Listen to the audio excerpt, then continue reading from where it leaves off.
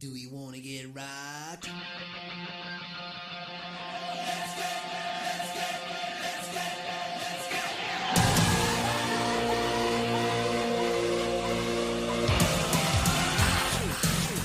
Hello, welcome to another podcast. I'm Fatui and let's talk games. Oh god, it's been too long. But anyways, let's get started with the show. News. What news is there? Well, as for what I've been doing, I've been working. I haven't actually been able to play a lot. The last thing I actually played today was Darkspore Beta, which is out right now and is available until Friday on Steam. After that, you of course have to pay for it, pay for the pre-order, which is $40 or something, and you'll get access to the beta, I think. Or I think actually gonna take it down. So, anyways, it's out there now. Get it, try it. It's in my opinion not that good. It has the whole issue here is the story is if you're a big Diablo fan, a big Torchlight fan, we all know that you have a hero or you play or whatever you would call it, or maybe more heroes. In this here you are a hero and you're what's it called? Actually, controlling monsters or heroic monsters through mazes, through the galaxy, and killing what they call Darkspore, which the whole issue here is that through all this, in Diablo, if you remember, probably the biggest success was Diablo 2, is that the story that Blizzard made, even though it's pretty much a basic dungeon crawler, the story is still so infectious that you get into it, and the loot dropping and all that. It has a feel. Darkspore doesn't have that. Not in my opinion, or at least not in the beta. I played 2 or 3 hours of it, and you start out with a basic character, which you can upgrade. But the problem is that, of course, you find loot, but the problem is you can only attach the loot, the items that you find after you're done with the mission. That means after you're done with a section, so it's pretty much submission based. But if you do not do that, you can continue without upgrading, and you will get some bonus items or a better success of actually getting higher or better rare items. Which is okay, but the whole system here is that after you're done with this, you have to go into an editor, and you've probably seen this on a video. And the editor is pretty much like a character design editor, where you attach each stupid item on the body of your character. Which is cool for some, but it's just like for basic dungeon crawler, this is pretty much slowing it down, and in my opinion, because you can actually spend a lot of time okay, this here should go here, and the other thing maybe here, and then you can adjust it angle wise, and it's actually a full 3D, a small 3D program that you're actually editing, and your character, you can color, or you color your character and all that, or more characters, because you actually have a deck where you switch between characters that have specific abilities. So you actually have, and this here is all the grinding issue we're coming in, that you actually have to grind up the character you use most, of course, gets the most XP, or the most DNA actually, which you gather up to actually upgrade your character, or actually it upgrades itself pretty much. But the whole thing is that I think all the things that they've done, which is interesting, it's different, but it slows the game down. It's not like, and the other thing is, you have one quest, or you go to a dungeon or a part of the universe and explore it, kill everything in it, and go back. It's not like in Diablo where you actually, okay, you're looking for something, you go here in this town, and you need to help this guy because he lost something out in the desert. You go out and find it, and through that you get another quest. So it's more quest driven instead of you need to rid of all the darkspawn, and that's pretty much it. To me, the story is a little bit lame in there, and the upgrading is just not fun. At least not for me. I like dress up and filling around with a character before I start a game, but not every time I need to put on an item. It's basic. They're taking a dungeon crawler and an MMO, putting a little bit together, and overdoing it a little bit, and through that, they have a huge space. They even have, like in an MMO, a chat where you get to this Helix system, which they call this computer system, where you can actually PvP. So it's a half MMO also, or at least a big thing is an online part. That's why also they are selling it on Steam as a separate game for $50 or at least €50 for European, and then of course a bundle of 4. And I think the game is a little bit overpriced. I know that it has probably a lot of content, but it's just like, I'm not buying it.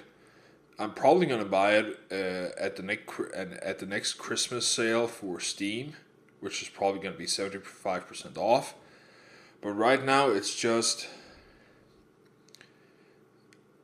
I don't get the feel for it. At least that's the new thing that I played. The other thing that came out yesterday, for some people who are big fans of Back to the Future, you know the Telltale games are coming out, or is actually out. Episode 3 came out yesterday. I played it, I already beat it, and it's good. It's just as good as the other one. Still a cliffhanger. I suggest if you're not the fan of playing games and getting stuck, because it is only a couple of hours of gameplay each chapter, and you get a cliffhanger.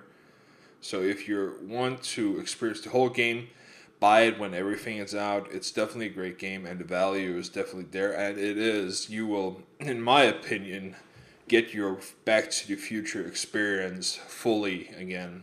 I'm not gonna say it's better than the movies, but I'm saying it's definitely probably the best movie-based game that's out there right now. And it's fun. The story is definitely ties the movie and the game together a lot. So definitely check that out. And that's pretty much it. What I've been playing. I haven't started Killzone 3 yet. I'm gonna play with the Move and the 3D, of course. I'm behind so many things, but there's been so much work at my work, and I've been actually working when I get home, and I've also been reading a book for work that I bought to improve some things at work. So a lot of stuff there. Anyways, not about whining about that. Yesterday or today, for most people, especially your people, are getting, of course, the PlayStation update. Let's check it out. Okay, the release or the special offers is like Fairy Legends of Avalon, Special Souls, World War II, Blades of the Pacific, State Shift International Articles, Skate Park. It's a lot of PSP games, some PS1 games, classics are until April 13 actually, which is pretty much the next from today and the next 2 weeks. It's gonna be I think it's 50 off on some of the games. Permanent price reduction on 2 PSP. Oh, sorry, it's actually all PSP games. Ridge Racer, Tekken 6, Tron Evolutions, Hannah Montana, Rock Out the Snow. Ooh, just had a chill run down through my spine. Split Second Velocity and Toy Story 3. Trials and Unlocks. Chime Super Deluxe, and this here just came out. Also, Ghostbusters: Sanctum of Slime, which is it is a bit of a sequel to the Ghostbusters game that came out 1.5 years ago, 2 years ago. I can't remember actually. It's not that long ago in my head, but it's probably longer. This here came out last week for US, but definitely check this out. The it looks a great game. I'm gonna buy it, and the co-op feature is a 4-player co-op game. It looks interesting. It's more like of a arcade game, and it's priced around $7 or $8. So not that expensive, and you get a couple of hours for playing some nice Ghostbuster. Swarm came out, and let's see here. Full games for the PS free. Moondiver. I do not know what that is. Never heard of it. Some full PSP games. That is Eclipse, Generation of Chaos, Bipack Pop Rival Swords, plus Splinter Cells and Essentials. And finally, the Third Birthday came out digitally, which I actually thought was actually going to be only UMD. The collector's edition is. But this here is not available yet. It's going to be Friday. I know it's April 1st, but I do not hope they are messing around with it, because the Third Birthday is, of course, the sequel to Parasite Eve and Parasite Eve 2, which came out on the PlayStation 1, which are two great horror games like Resident Evil. Just paranormal activities kind of stuff. Anyways, some minis, which I do not care about, but Mr. Hat and a Magic Cube, and 3D Twist and Match, add-ons, game content, some iPad add-ons, some Fight Night Champion add-on, some Hyperdimension Neptuna, Little Big Planet add-on, Marvel vs. Capcom free add-on, and the new Mass Effect 2 Arrival add-on, which probably, it looks like, I haven't played this one. I've played, I have Mass Effect on PC, and the PC version of the Arrival content is also out. But since Mass Effect 2 came out on PS3 also, it's of course been released also on this platform. But for some people who have checked out Mass Effect 3, it looks like that the Earth is going to be attacked. So I think this here content is going to tie some of the things together between Mass Effect 2 and Mass Effect 3. So I'm definitely going to buy the Arrival as soon as I get some time to play Mass Effect 2 again. I'm actually on my second run through for it, so maybe I should do it there. Anyways, Need for Speed Shift got some add-ons, Super Stardust Impact Mode, and a shitload of Tiger Woods PGA Golf Tour 12 The Masters add-ons. I think there's like 20. Jesus. Rock Band free, who cares? All the music games are pretty much dead. Def Jam Rap Star. And here's some add-on game content for the PSP. Lord of Arcania and Buzz. First Play, of course, came out also today, which is only available in Ireland and in Ireland and the UK. It's pretty much the not core, but the other one for they have over in the US. I can't remember. Check it out. It's if you can, of course. Avatars, Beat Skater, Tales from Space, Premium themes, Thumbstar themes, Dynamic themes, some crap there. Also, soundtrack, which you can buy now. Killzone free soundtrack, which is pretty interesting. The soundtrack is for around $4 to $5. Not bad. The CD version would probably be $10 if you bought it in the store. Anyways, And of course, some video content of Lego Star Wars free, Castlevania Lord of the Shadow, Uncharted free, and Yakuza 4 launch trailer. So, that's pretty much for releases. New release, of course, the 3DS came out this weekend, sold out everywhere. Already got some bad stories. It has a crash error, which I've read about. So that's not good. I've heard that people are complaining when you put the slider from 3D to 2D, people get nauseous. I've heard a couple of people talk about that. Battery life, of course, some people complain about. You can see the unboxing video on the speedgamers.com. One of the guys unboxed it there. I did not because I didn't get one. But the launch tiles are crap. People are buying it. I don't know. iPad 2 came out also a couple weeks ago. Haven't gotten one yet because it came out this Friday in Europe. Sold out everywhere. Price is fairly, but I'm waiting for my sister. She's going to the US next week, and she is gonna buy one over there for me, which is at least 20% cheaper. So I'm waiting for that, and of course I'm gonna do an unboxing video as soon as I get it and compare it to my iPad Generation 1. And I'm going to tell you about how good or crappy it is to upgrade. Anyways, let's check out what do we have here. I'm just viewing a little bit of what Joystick has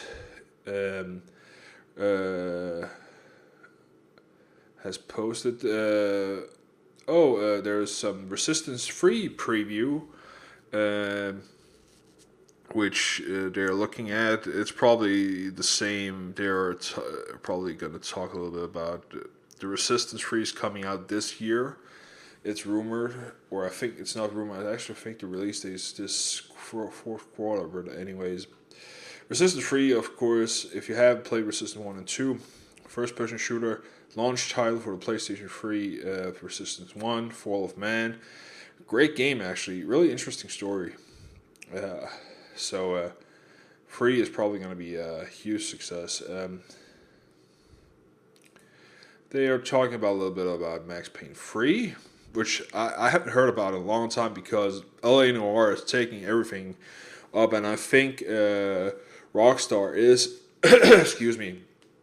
is actually pushing for LA Noire to come out, and Max Payne free is probably put on the shelf until that. So I don't know if it's even coming out this year. There's no release date or anything. Maybe we're going to see some more things on E3. Let's see here. Battlefield 3, of course, trailer has been out. The leaking and all that has been talked about. So, nothing more to say about that. Let's see here. Some news about the Resistance 3 is going to, of course, support the PlayStation Move and the Sharpshooter along with 3D, it looks like. 3D, of course, is a no-brainer because Sony is pushing, of course, 3D. So PlayStation Move was pretty much also a no-brainer because of... it's an add-on for a peripheral add-on if you like playing with a Wii/Move remote. That's the device for you. If you're more a type of a gamepad guy, go with that. It's something that's interesting. I'm still hoping. I've heard that Killzone 3 is definitely a lot easier and more comfortable playing with the PlayStation Move, so I'm actually looking forward to that. So that's great news there. Let's see here.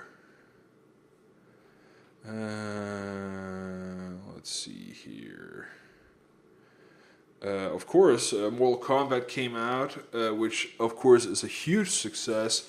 I played the demo, really, really great. Also, interesting, uh, an interesting game. They're really going back to the whole old school game style. Not so much 3D. It's 3D, better graphics, but it's still basic a 2D fighter. A view at least. Let's see here. Oh, you can also find on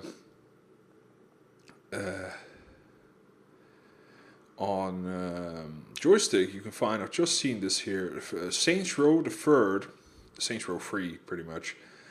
Some scenes from that. For Saints Row 3, we haven't heard anything about before. Or last I heard was they held a raffle that the guy who paid the most money would get actually to have the voice of one small character in the game, and it was all the money went to some charity. And I know the guy who actually won was Cheapy D from Cheap Ass Gamer, who's a big Saints Row 3 fan or Saints Row fan. I played the 1 and 2 on Xbox, really really fun actually. So the third one's probably going to be fun. Also, I don't know. It's probably going to be a multi-platform because well, it's stupid not to put the second platform into production because it's easier to port now, and it's a 3 or 10 million PlayStation market that's dying to get the game. So why not sell the couple of 100,000 units or a million units more than just having it on one console? It's just a stupid move these days. Of course, some Infamous 2 previews. Yeah, and you probably read most of the stuff. I'm not gonna go back too much old stuff. There's been happening a lot of things out there. Let's see here. As for what I'm gonna do these next weeks, I'm gonna get back into the rhythm of actually making podcasts again, and of course shooting some videos. I've been thinking of doing some small videos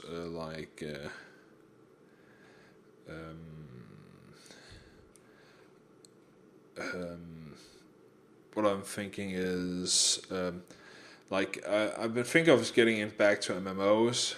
I picked up really cheap DC Universe Online, which I'm going to start up. I've been thinking of maybe doing some videos there, actually showing off the game with a brand new character, but it's still a lot of work and a lot of editing and hooking all that up. It's not just that easy, but who knows? And yeah, and still again, that's only going to be for a month because I'm not sure I'm going to be renewing it because of, well,